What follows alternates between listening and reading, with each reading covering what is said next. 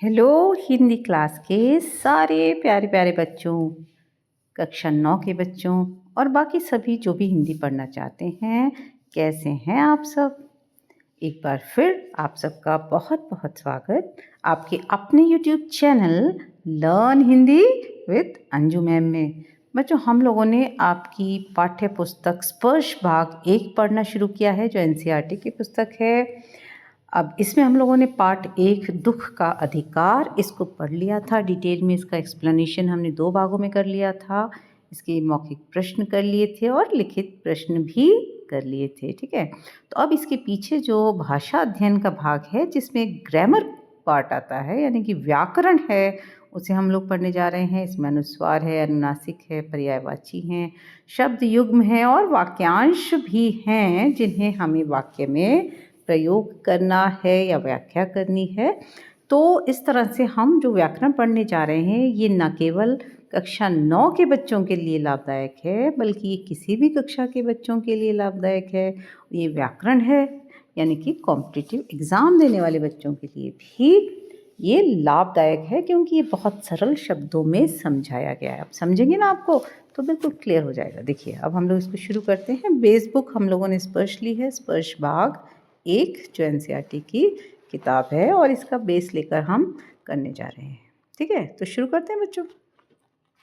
ये देखिए, अभी तो हमने ली है कक्षा 9 के लिए हिंदी द्वितीय भाषा की पाठ्य पुस्तक स्पर्श भाग 1। इसका पाठ है दुख का अधिकार, और हम करने जा रहे हैं भाषा अध्ययन यानी कि व्याकरण। तो पहला जो इसमें प्रश्न दिया हुआ है, उसको अब ध्यान से देखिए बच्चों, है ना, क्योंकि हम लोग पढ़ने जा रहे हैं अनुस्वार, अनुनासिक, जिसमें कई बार या बहुत बार बच्चे बहुत कंफ्यूज होते हैं। तो कोशिश करिए मैंने कि आपका वो कन्फ्यूज़न दूर कर सकूं। तो चलिए शुरू करते हैं। तो निम्नांकित शब्द समूहों को पढ़ो और समझो। पहले आप ध्यान से इसको देखिए कि क्या लिखा हुआ है। क पार्ट में देखिए, कंघा, पतंग, चंचल, ठंडा, संबंध, ठीक है। अब ख में देखिए, वही शब्द हैं बिल्कुल, उनको लिखने का तरीका बदल गया है ना। कंघा, अब हमने ऊपर बिंदी लगा दी है, इस तरह से लिखा है। पतंग, चंचल, ठंडा, संबंध, वही के वही शब्द हैं, लेकिन इन्हें 2 प्रकार से लिखा गया है। आगे बताते हैं, चलो देखते हैं कौन सा तरीका सही है। अब देखिए, ग भाग में देखिए, इसी तरह से अक्षुण्ण, सम्मिलित, द्वन्नी, चवन्नी, अन्न, है ना, ये शब्द हैं। आगे देखें, घ पार्ट में संशय, संसद, संरचना, संवाद, संहार, है ना। देखिए, जो ये बिंदी है, बिंदी में जो बच्चों आपने ध्यान दिया कि जो शब्द आ रहा है ना, इस बिंदी का जो प्रोनाउंसिएशन जो निकल रहा है, देखिए, संशय, अब न की आवाज़ आई, संसद, न की आवाज़ आई, संरचना, न की आवाज़ आ रही है, संवाद, अरे यहाँ तो म की आवाज़ आ गई, संहार, संहार, है ना, यहाँ अंग की आवाज़ आ गई, है ना। तो इस तरह से समझते जाइए। अभी हम लोग और समझेंगे। समझ अभी नहीं आ रहा तो चिंता मत करिए, बस ध्यान से सुनते जाइए क्या कहा जा रहा है, अभी सब समझ में आ जाएगा। आगे देखिए, अंधेरा, बाँट, मुँह, ईंट, महिलाएं, मैं, ठीक है। अब हम इसे भली भांति समझने के लिए देखते हैं मानक हिंदी वर्णमाला, है ना। मानक हिंदी वर्णमाला बच्चों आप लोगों ने पहले पढ़ी तो हुई है पिछली कक्षाओं में, कुछ बच्चों को याद भी होगी। अगर नहीं याद है तो कोई बात नहीं, है ना, हम लोग उसके बारे में वापस बात कर लेते हैं। तो हिंदी में कुल 44 वर्ण माने जाते हैं। अच्छा बताइए बच्चों, हिंदी में जैसे 44 वर्ण माने जाते हैं, तो इंग्लिश में कितने अल्फ़ाबेट होते हैं? चलिए जल्दी से कमेंट करके बताइए मुझे, है ना। जिन्हें 2 भागों में बांटा गया है। ये जो मैंने आपसे प्रश्न पूछा है ना, ये प्रश्न आपका वो प्रश्न है जो आपको दिला सकता है पुरस्कार। तो आपको फटाफट से जवाब देना है कि अंग्रेज़ी भाषा में कितने अल्फ़ाबेट होते हैं, ठीक है। अब देखिए, हिंदी में क्या होते हैं? कुल 44 वर्ण माने जाते हैं, जिन्हें 2 भागों में बांटा गया है। स्वर और व्यंजन, है ना। इंग्लिश में भी हमने पढ़ा था, वॉवल और कॉन्सोनेंट्स पढ़े थे, तो इसी तरह से हिंदी में होते हैं स्वर और व्यंजन। अब स्वर, स्वर की बात करते हैं। स्वर 11 होते हैं। बच्चों आपकी किताब में जितना समझाया है ना उसमें मैंने थोड़ा एडिशन कर लिया है ताकि आपको अच्छी तरह से समझ में आ जाए, क्योंकि पीछे किताब में इतना डिटेल में तो लिखा नहीं है। तो देखिए स्वर 11 होते हैं। अ, आ, ई, उ, री, ए, ओ। ठीक है, कितने हो गए देखिए, गिन लीजिए इसको। 11 हो गए ना, ठीक है ना, 11 हो गए। हाँ, तो ये होते हैं 11 स्वर। अच्छा, इसके बाद हम लोगों ने जब याद किए थे वर्णमाला तो क्या अंग, अंग, अह ऐसे भी तो याद किया था। तो बच्चों जो इसमें अंग और अह, ये जो दो शब्द दो वर्ण हैं, ये इन्हें कहते हैं अयोग वाह। ये स्वर नहीं होते हैं। अयोग वाह का क्या तात्पर्य होता है? देखिए अयोग वाह का अर्थ है जो योग ना होने पर भी साथ रहें। अंग और अह दोनों ध्वनियों में क्या होता है? अंग के ऊपर तो ऊपर बिंदु लगा है और आ के ऊपर क्या लगा है? साइड में दो बिंदु हैं जिन्हें हम विसर्ग कहते हैं। ठीक है, आ के बाद जो साइड में दो बिंदु लगे उन्हें क्या कहते हैं बच्चों? विसर्ग कहते हैं, है ना। तो इनको अ के साथ जोड़कर लिखा जाता है। अब ये दोनों ना तो स्वर हैं न व्यंजन, है ना। दोनों ना तो स्वर हैं और ना व्यंजन। स्वर ने भी इसे अपने घर से बाहर कर दिया और व्यंजन ने भी इन्हें अपने घर से बाहर कर दिया। भाई अलग रहो तुम तो ये स्वर में भी नहीं है और व्यंजन में भी नहीं है। इन्हें अयोग वाह कहते हैं। इन दोनों का उच्चारण स्वरों के बाद संभव होता है। ठीक है, ये देखिए अनुस्वार और ये हो गया विसर्ग। अब ये तो बात हो गई स्वरों की और उसके बाद अयोग वाह, है ना। तो अब आते हैं हम लोग व्यंजन में। हिंदी में कुल 33 व्यंजन माने गए हैं, 33 व्यंजन माने गए हैं, जिन्हें 3 भागों में बांटा गया है। पहला है भाग स्पर्श व्यंजन। स्पर्श व्यंजन के अंतर्गत ये सारे वर्ग आते हैं। देखिए क वर्ग, च वर्ग, ट वर्ग और ये त वर्ग और प वर्ग, है ना। ये सारे म तक, क से म तक स्पर्श व्यंजन कहलाते हैं। ठीक है, स्पर्श व्यंजन क्यों कहलाते हैं इसके लिए डिटेल में अलग से वीडियो बनाना पड़ेगा, क्योंकि यही वीडियो आधे घंटे का होने वाला है ना। तो इतना समझ लीजिए कि ये क से म तक स्पर्श व्यंजन होते हैं। इसके बाद अंतस्थ व्यंजन होते हैं य, र, ल, व। ठीक है, उसके बाद थर्ड नंबर पे होते हैं ऊष्म व्यंजन श, श, स, ह। ठीक है, अब क वर्ग में क्या आ गया? क, ख, ग, घ और अंगः, इसको बोलते हैं अंगः। च वर्ग में क्या आ गया? च, छ, ज, झ और ञ। ट वर्ग में क्या आ गया बच्चों? ट, ठ, ड, ढ, ड़। त वर्ग में आ गया त, थ, द, ध, न। प वर्ग में क्या आ गया? प, फ, ब, भ, म। ठीक है, तो इस तरीके से ये होते हैं। अब अंतस्थ व्यंजन की बात करते हैं थोड़ी सी।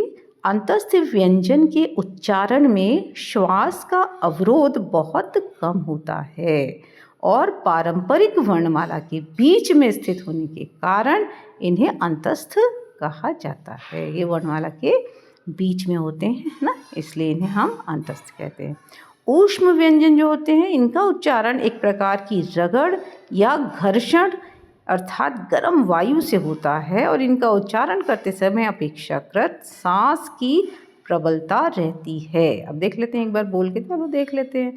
देखो इधर अंतस्थ य, र, ल, व, है ना। इसमें क्या हुआ? जल्दी हमने बोल लिया तो इसमें क्या हुआ? श्वास का अवरोध कम हुआ था। और ऊष्म क्या होते हैं? श, श, स, ह। तो देखिए बोल लेंगे ना, जब आप इसको फील करेंगे ना तो आपको ये अंतर पता लग जाएगा। अब ध्यान दो, आपकी किताब के अनुसार देखो लिखा हुआ है, ध्यान दो, है ना, कि अंगः, इया, ड़, न और म ये पांचों पंचमाक्षर कहलाते हैं।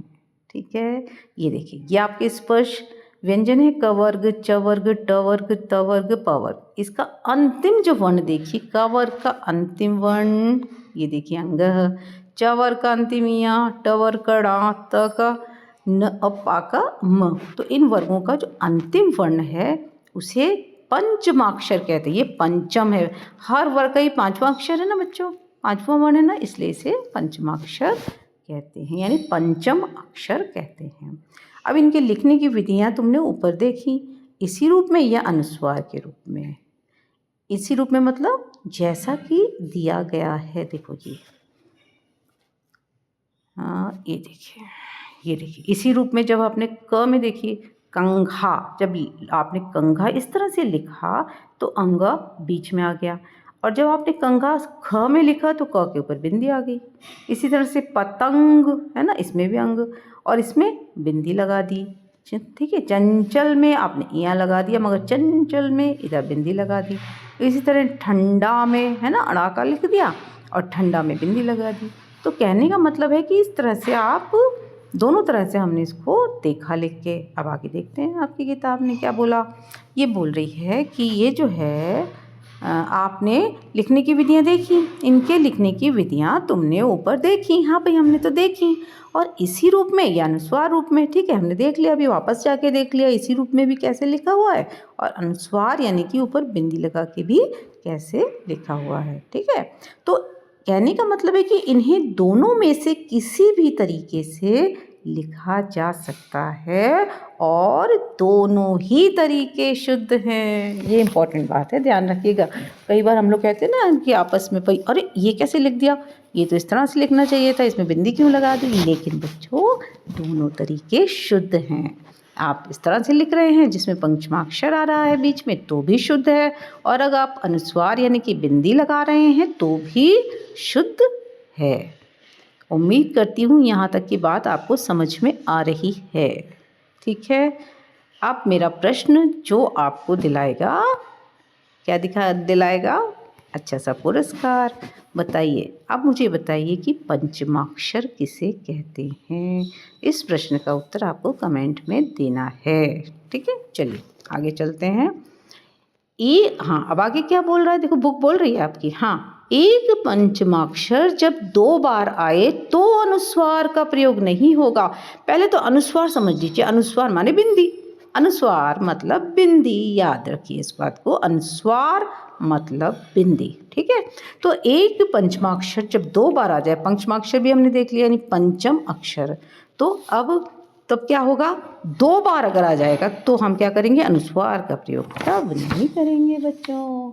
तब हम क्या करेंगे, उसी वर्ण को लिखेंगे, उसी अक्षर को लिखेंगे उस तरीके से। जैसे उदाहरण देखिए, अम्मा, अम्मा में क्या है, म, और म 2 बार आ गया। इस तरह से अन्न, अन्न में न और न 2 बार आ गया, तो हम इसको इसी तरह से लिखेंगे। इसमें बिंदी लगाकर नहीं लिखेंगे, अगर ऐसा करेंगे तो ये गलत हो जाएगा। इस बात को याद रखिएगा। रिपीटेड जब हो जाएंगे वर्ण, जब रिपीट होंगे तब हम बिंदी नहीं लगाएंगे, ठीक है। अच्छा अब देखिए, इसी प्रकार इनके बाद यदि अंतस्थ य, र, ल, वा और ऊष्म श, श, स, ह आदि हो, है ना। अभी हम लोगों ने पीछे देखा था बच्चों, क्या देखा था, देखिए अंतस्थ, ये देखिए अंतस्थ और ऊष्म है ना, इनको देखा था। तो अगर इनके बाद अंतस्थ या ऊष्म हो तो अनुस्वार का प्रयोग होगा, बिंदी लगेगी, ठीक। लेकिन उसका उच्चारण पंचम वर्णों में से किसी भी एक वर्ण की भांति हो सकता है। ये तो बहुत आसान हो गया, किसी पर्टिकुलर पंचम वर्ण की तरह हमें उसका उच्चारण नहीं करना है बच्चों, किसी भी पंचम वर्ण में से उच्चारण कर सकते हैं। जैसे संशय, श आया, अब स के ऊपर बिंदी लग गई, आराम से बस संशय, अनुस्वार ही प्रयोग होगा, ठीक है। संरचना, अब न की आवाज आ रही है, संरचना, लेकिन ये क्या होगा, र आ गया, र क्या है, अंतस्थ है, य, र, ल, व 4 ही तो अंतस्थ हैं, तो ये भी अंतस्थ हो गया। तो हमने यहाँ पर लगा दिया अनुस्वार यानी कि बिंदी, है ना। अब देखो ये समझा रहे हैं कि संशय में और संरचना में न, हम न का प्रोनाउंसिएशन हो रहा है, और संवाद में म, और संहार में अंग, तो अलग अलग हो रहा है, अलग अलग पंचम अक्षर का प्रोनाउंसिएशन आ रहा है, लेकिन हमने सब में क्या लगा दिया, बिंदी। कब, य, र, ल, व आ जाए या श, श, स, ह हो, ठीक है। चलिए अब इसी को और थोड़ा सा समझाया है कि बिंदु का चिन्ह है ना, जो ऊपर से हमने बिंदी लगाई थी, ये चिन्ह है अनुस्वार का, और चंद्र बिंदु ऊपर लगाते बिंदी लगा के नीचे एक आधा चंद्रमा सा बना देते हैं, तो उसको कहते हैं चंद्र बिंदु। आप सब बच्चों को ये तो बहुत अच्छी तरह पता है ना। ये तो मैं चंद्र बिंदु ही लिख दिया क्योंकि मेरे को सिर्फ बच्चों टाइप हुआ नहीं, मैं फ़ोन पे कर रही थी तो खाली वो तो किसी किसी शब्द वर्ण के ऊपर ही हो रहा था, अलग से चंद्र बिंदु नहीं टाइपिंग में आ रहा था। हो सकता है मुझे नहीं आता हो, लेकिन फ़िलहाल ये आपको पता है चंद्र बिंदु होगा। ठीक है, तो इस तरह का चिन्ह होगा अनुनासिक का। ठीक है, अनुनासिक का चिन्ह होगा चंद्र बिंदु और अनुस्वार का बिंदु। ठीक है, तो इन्हें बिंदु और चंद्र बिंदु भी कहते हैं। अब देखिए, दोनों के प्रयोग और उच्चारण में अंतर है। थोड़ा सा देखिए, दोनों के प्रयोग और उच्चारण में तो अंतर है ही, तभी तो अलग अलग है। अब अनुस्वार के उच्चारण में हवा केवल नाक से निकलती है और यह जिस वर्ण के ऊपर लिखा जाता है उसके तुरंत बाद बोला जाता है। ठीक है, अब देखिए पढ़ के देखते हैं। अंश, अंश। ठीक है, अब जब अंश बोल रहे हैं तो क्या हो रहा है, उच्चारण में हवा केवल अंश। रंगीन, लंबी, पंजाब। ठीक है, और ये जिसके ऊपर, जिस वर्ण के ऊपर लिखा जाता है उसके तुरंत बाद। अब अ के ऊपर आपने बिंदी लगाई तो हम बोल क्या रहे हैं, अंश। अ के तुरंत बाद न की आवाज़ आ रही है ना, वही अनुस्वार की आवाज़ है। रंगीन, रंगीन के बाद अंग की आवाज़ आ रही है ना, तो र के जस्ट बाद आ रही है, तो र के ऊपर बिंदी लगी। लंबी, ला के ऊपर बिंदी है और उसके बाद आवाज़ आ रही है म की, तो लंबी, है ना। इसी तरह से पंजाब, प के बाद न की आवाज़ आ रही है ना, और हमने प के ऊपर बिंदी लगाई।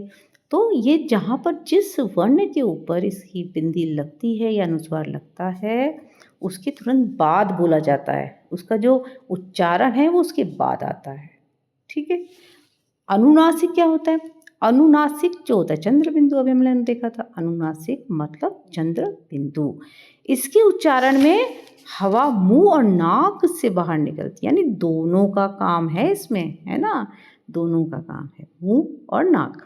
और यह जिस वर्ण पर लगता है उसके साथ ही बोला जाता है, साथ साथ बोलते हैं इसको, बाद में नहीं इसका उच्चारण आता है। जैसे महंगाई, अब महंगाई बोल रहे हैं ना हम, तो ह जो है, ह पे जो चंद्र बिंदु है वो ह के आवाज़ के साथ ही मर्ज होकर आ रहा है। दूसरा देखिए यहाँ, अब यहाँ हाँ में ही चंद्र बिंदु की आवाज़ आ रही है, उसके आगे नहीं आ रहा है कुछ भी, है ना। भाषाएं, आँख, आँख है ना, आँख, अ के ऊपर ही ये आवाज़ आ रही है चंद्र बिंदु। आंख या आंख नहीं आ रही है, समझ रहे हैं ना, आँख। तो क्या होता है, अनुनासिक में पहले तो हवा मुंह और नाक दोनों से निकलती है और साथ ही यह जिस वर्ण पर लगता है उसके साथ साथ ही बोला जाता है। दोनों में क्या अंतर हो गया, है ना, दोनों में क्या अंतर हो गया। अनुस्वार में क्या हो गया, ये देखिए फिर से देख लेते हैं। अनुस्वार के उच्चारण में हवा केवल नाक से निकलती है और ये जिस वर्ण के ऊपर ये बिंदी लगती है उसके बाद उसका उच्चारण होता है, नेक्स्ट होता है, नेक्स्ट। ठीक है, और अनुनासिक उसी समय, हाथों हाथ हो गया उच्चारण। क्लियर है बच्चों। चलिए, अगर आपको समझ में आ रहा है तो मुझे कमेंट करके बच्चों ज़रूर बताइएगा कि आपको समझ में आ रहा है। अगर नहीं आ रहा है तो भी बताइए, ताकि मैं नेक्स्ट वीडियो और इसी ढंग से और डिटेलिंग में करके आपको समझा दूँ, है ना। चलिए, अब आपकी जो पाठ्य पुस्तक में पीछे दूसरा जो प्रश्न है वो है निम्नलिखित शब्दों के पर्याय लिखिए। इसमें आपको पर्याय लिखने हैं, वो हम लोग ने लिख लिए हैं। ईमान, इसका पर्याय लिख लिया है सच्चाई, हो सकता है धर्म या ईश्वर पर विश्वास। ठीक है, बदन, बदन का शरीर, तन, काया, इस तरह से इसमें कुछ और भी आप चाहें तो जोड़ सकते हैं। अंदाज़ा, अंदाज़ा का हो गया अनुमान। बेचैनी, बेचैनी का पर्यायवाची होता है अधीरता, है ना। पर्यायवाची का मतलब होता है उसी का सेम मीनिंग वाला दूसरा शब्द। गम, गम का मतलब दुख मनाना या शोक, है ना। दर्जा, दर्जा का मतलब होता है श्रेणी या स्तर, है ना। जमीन, जमीन का वसुधा धरा। ज़माना, इसका हो गया पर्यायवाची युग, समय है। पर्यायवाची एक तरह से जैसे आप शब्दार्थ करते हैं ना उसी तरह से समझ लीजिए। बरकत, बरकत का हो गया वृद्धि और समृद्धि। ठीक है, ये तो सिंपल है, ये तो आपको लर्न नहीं करना पड़ेगा। देखो बच्चों, इसमें तो क्या समझेंगे हम लोग, है ना, याद करना पड़ेगा। प्रश्न तीसरा देखिए, निम्नलिखित उदाहरण के अनुसार पाठ में आए शब्द युग्मों को छांट कर लिखिए। एक उदाहरण आपकी पुस्तक में लिखा हुआ है और बाकी आपको छांट छांट पे लिखने हैं। एक दिया हुआ है बेटा बेटी, तो हम लोगों ने पाठ से छांटे हैं इस तरीके से। फफक फफक कर, खसम लुगाई, खसम लुगाई मतलब पति पत्नी, है ना। धर्म ईमान, पास पड़ोस, पोता पोती, झाड़ना फूंकना, दान दक्षिणा, लिपट लिपट कर, छन्नी ककना, दुअन्नी चवन्नी, रोते रोते, पहुँचते पहुँचते, 15 15, चूनी भूसी। ठीक है, इस तरह से आपको और भी मिले तो आप और भी शब्द युग्म देखिएगा, मिल जाए तो और भी डाल दीजिएगा इस लिस्ट में।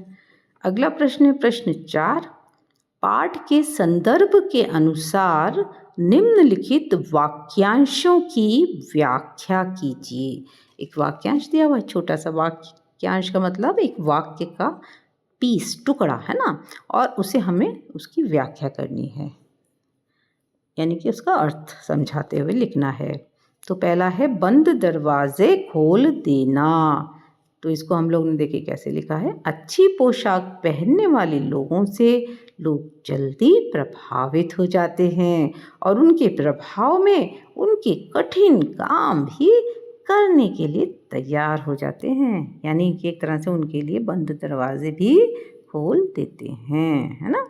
कई बार हम लोग देखते हैं ना, सिर्फ VIP इसके लिए खुल जाते हैं और सामान्य लोग, हम जैसे लोग क्या होते हैं, खड़े रहते हैं लाइन में, है ना। और VIP आता है तो फटाफट से दरवाजे खोल के उसे अंदर कर लिया जाता है ना, क्योंकि उनकी पोशाक भी अच्छी होती है और उनका रुतबा होता है। चलिए अगला देखते हैं, दूसरा प्रश्न, निर्वाह करना। ये आपके पाठ से ही देखिए व्याख्या हो गई। भगवाना 1.5 बीघा जमीन पर सब्जियां, तरकारी, खरबूजे आदि उगाता था और उससे अपने परिवार का निर्वाह करता था। ऐसा ही तो था ना कहानी में। अब देखिए तीसरा जो वाक्यांश है, भूख से बिलबिलाना। भगवाना की मृत्यु के बाद उसके बच्चों को अपने पिता की मृत्यु का अत्यंत दुख था, है ना। दुख तो होगा ही बच्चों, लेकिन भला भूख पर किसी का नियंत्रण कहाँ होता है। सुबह होते होते बच्चे भूख से बिलबिलाने लगे, है ना, मतलब बहुत तेज भूख से परेशान हो गए। अगला वाक्यांश देखिए, कोई चारा न होना। बुढ़िया के पोते पोती भूख से बिलबिला रहे थे और उसकी बहू को भी तेज बुखार था। उन्हें खिलाने के लिए घर में अन्न का एक भी दाना नहीं था, इसलिए बुढ़िया के सामने खरबूजे बेचने के अलावा कोई दूसरा चारा न था। हम लोगों ने पाठ में पढ़ा था ना, वो बेचारी गरीब बुढ़िया अपने बेटे की मृत्यु के अगले दिन ही खरबूजे बेच रही थी और लोग उस पर तानाकशी कर रहे थे, लेकिन उसकी मजबूरी को कोई नहीं समझ रहा था, है ना। चलिए 5वां देखते हैं वाक्यांश, शोक से द्रवित हो जाना। जब लेखक के पड़ोस में रहने वाली संभ्रांत महिला के पुत्र की मृत्यु हो गई तो शहर भर के लोग उनके शोक से द्रवित हो गए थे, है ना। लेखक को ये बात याद आ गई थी कि जब उनके पड़ोस में एक संभ्रांत यानी कि एक उच्च वर्ग की, है ना, धनी महिला के पुत्र की जब मृत्यु हुई तो पूरा शहर भर के लोग उनके दुख से दुखी हो गए थे। और ये बूढ़ी महिला, ये बूढ़ी गरीब औरत, ये जो है इसका बेटा मर गया और ये अगले दिन खरबूजे बेच रही है और लोग फिर भी इसका उपहास कर रहे हैं, इसके बारे में किस तरह से बोल रहे हैं, उसके दुख को ज़रा भी महसूस नहीं कर रहे हैं, है ना।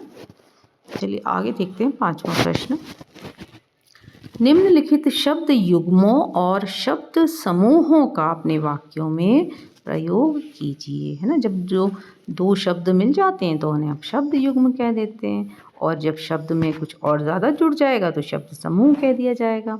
अब देखिए पहला ये शब्द युग्म है छन्नी ककना, है ना, 2 शब्द का मिलकर ये युग्म बना है। तो इसको हमें वाक्य में प्रयोग करना है। तो कर आप चाहें तो अपना कोई भी वाक्य बना सकते हैं। छन्नी ककना यानी कि मामूली जेवर जिसका अर्थ होता है। तो प्रायः गरीब महिलाएं छन्नी ककना पहनती हैं। दूसरा है अढ़ाई मास। अढ़ाई मतलब 2.5 मास, 2.5। कुछ फसलों को तैयार होने में 2.5 मास का समय लगता है। ठीक है, इस तरह से कह सकते हैं। और भी कुछ बना सकते हैं बच्चों, आप जो चाहें। मेरी बहन की शादी में 2.5 मास का समय शेष है, या मेरी परीक्षा होने में 2.5 मास का समय शेष है, या जो भी इस तरह से बना सकते हैं ना। पास पड़ोस। व्यक्ति को अपने पास पड़ोस में कभी भी लड़ाई झगड़ा नहीं करना चाहिए, है ना। वैसे तो बच्चों कभी भी कहीं भी लड़ाई झगड़ा नहीं करना चाहिए, लेकिन पास पड़ोस में तो कतई नहीं करना चाहिए, क्योंकि पड़ोसी ही तो मौके पर हमारे काम आते हैं, है ना। चलिए अगला देखिए, दुअन्नी चवन्नी। दुअन्नी चवन्नी जो होता है ना बच्चों, ये बहुत 1 रुपये से भी छोटा, यानी कि पैसे की बहुत छोटी इकाई होती है। चवन्नी यानी 4 आना, यानी 1 रुपये का भी 1/4 पार्ट होता है ये, है ना। इसी तरीके से दुअन्नी चवन्नी का भी आधा। तो अब देखिए आप 1 रुपये की आज क्या कीमत है? कुछ भी कीमत नहीं है। 1 रुपये में तो अब टॉफ़ी भी नहीं मिल रही है। तो ये समझ लीजिए कि 1 रुपये से छोटा जो पैसा होगा उसकी क्या कीमत है? कुछ भी नहीं है, है ना। इस तरह से हमने ये वाक्य बना लिया है कि दुअन्नी चवन्नी पुराने समय में ही चलती थी, आज इसकी कोई कीमत नहीं है। पहले तो चवन्नी दुअन्नी में टॉफ़ियाँ मिल जाया करती थी, है ना, और भी सामान मिल जाते थे। चलिए अगला देखते हैं, मुँह अंधेरे यानी कि सुबह सुबह का समय। अपने स्वास्थ्य के प्रति सजग लोग मुँह अंधेरे ही टहलने निकल जाते हैं, है ना। इस तरह से हम लोग बना लिया। आप भी बना सकते हैं कोई और भी वाक्य। फिर झाड़ना फूंकना। ओझा का झाड़ना फूंकना भी भगवाना की जान ना बचा सका, है ना। देखा था हमने पाठ में बच्चों। चलिए अगला देखिए, ख पार्ट में, है ना। फफक फफक कर।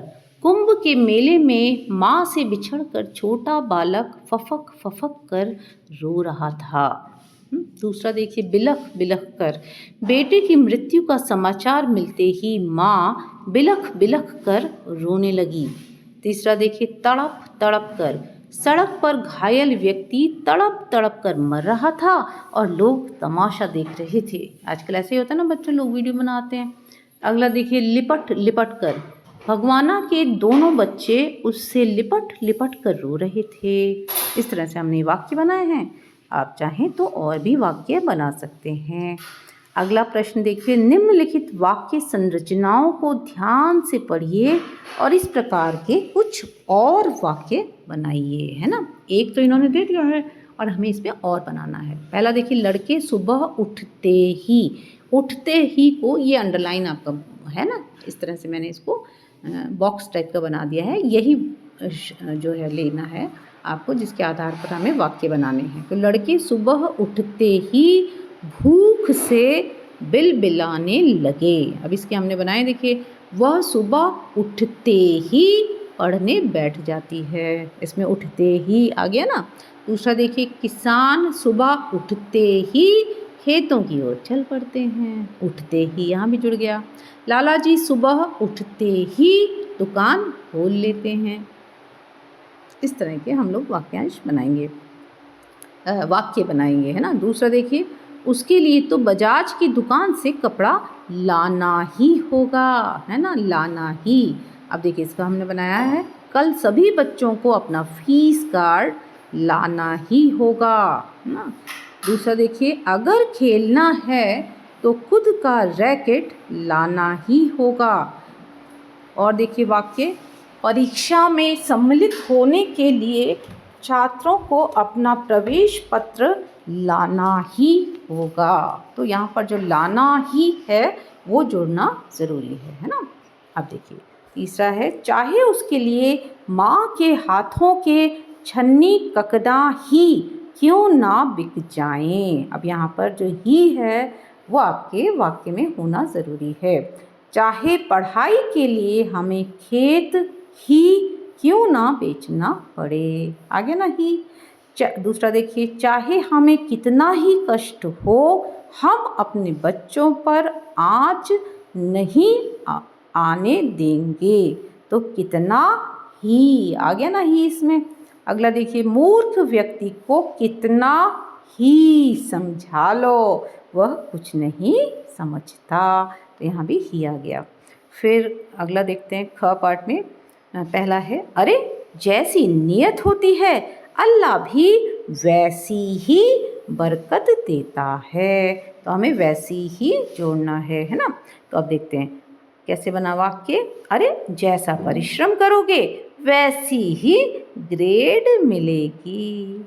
अरे जैसे बीज बोओगे वैसे ही, ये वैसी कर देना बच्चों इसको, वैसी ही फसल मिलेगी।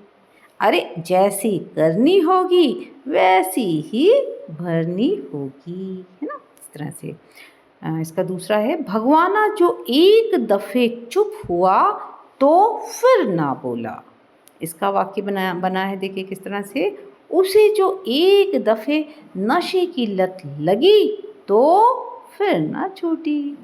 उसने एक दफ़े चोरी क्या की वह तो चोर ही बन गया, है ना। इस तरह से बच्चों ये आपका अभ्यास पूरा हो गया। मैंने बहुत अच्छी तरह से समझाने की कोशिश की है, सिंपल शब्दों में आपको, ताकि आपको समझ में आ जाए। उम्मीद करती हूँ आपको समझ में आ गया होगा, है ना। अगर आपको समझ में आ रहा तो मुझे कमेंट करके बताइए। चैनल को सब्सक्राइब करिए बच्चों, जिन्होंने अब तक नहीं किया है ना। फटाफट से सब्सक्राइब करिए। अच्छे अच्छे वीडियोज़ बनेंगे, आपको पूरा ग्रामर अच्छे से समझ में आएगा। लेकिन उसके लिए चैनल को सब्सक्राइब तो करना पड़ेगा ना, तभी तो होगा। और आपके पास नोटिफिकेशन आएगा तो बेल आइकन ज़रूर प्रेस करिएगा, अपने दोस्तों में शेयर करिएगा और इसी तरह से देखते रहिए, है ना। अगले वीडियो में आपसे फिर मिलेंगे बच्चों। Thanks for watching. तब तक के लिए जय भारत, जय हिंद।